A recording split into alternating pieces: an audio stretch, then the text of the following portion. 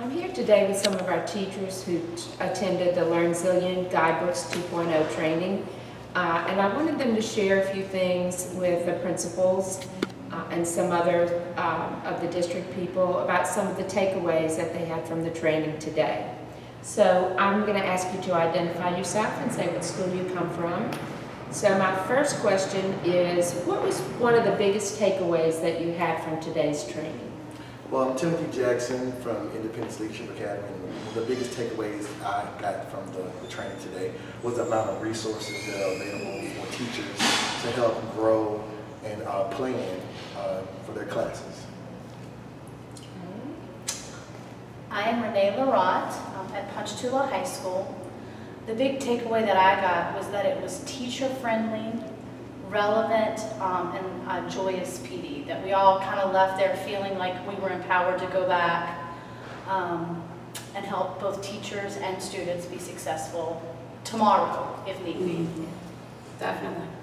I'm Christy Miller, and I'm from Roseland Montessori School. Our name just changed, so I had to think about it. My biggest takeaway were ways to condense the units if needed, as far as time's sake, because we lost that week with the flood and everything. Ways to do reflective listening. That's a lot more productive than just going along with what the person's saying, because nothing gets solved that way. And then my third thing was actually strategies for my own classroom that I cannot wait to try. That's great. That's great.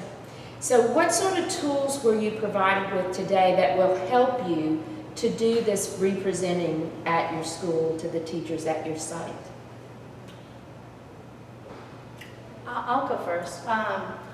One of the things that jumped out at me when we're planning our PLCs is they talked about the debriefing. And they talked about the heart, the head, and the home. And I was kind of looking at that and I was saying, well, how could I use this in my classroom?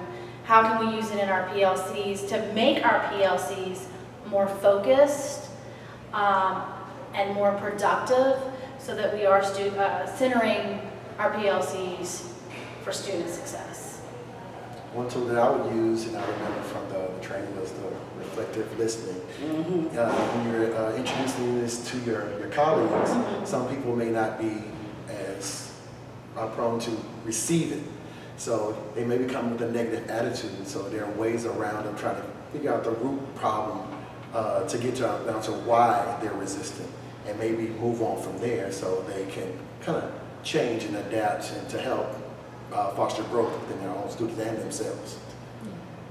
I'm excited about the tracking. I think this will help new teachers to work backwards to figure out what they need to do, when they need to do it, how they need to do it. And then if you give them a plan, then it makes things a lot easier. So the tracking, I think, will be the most beneficial. So I think this is going to be some very effective learning for these candidates, these literacy leaders, to bring back to their school to help their colleagues with moving forward with the Guidebooks 2.0 and with LearnZillion. Thanks for your time.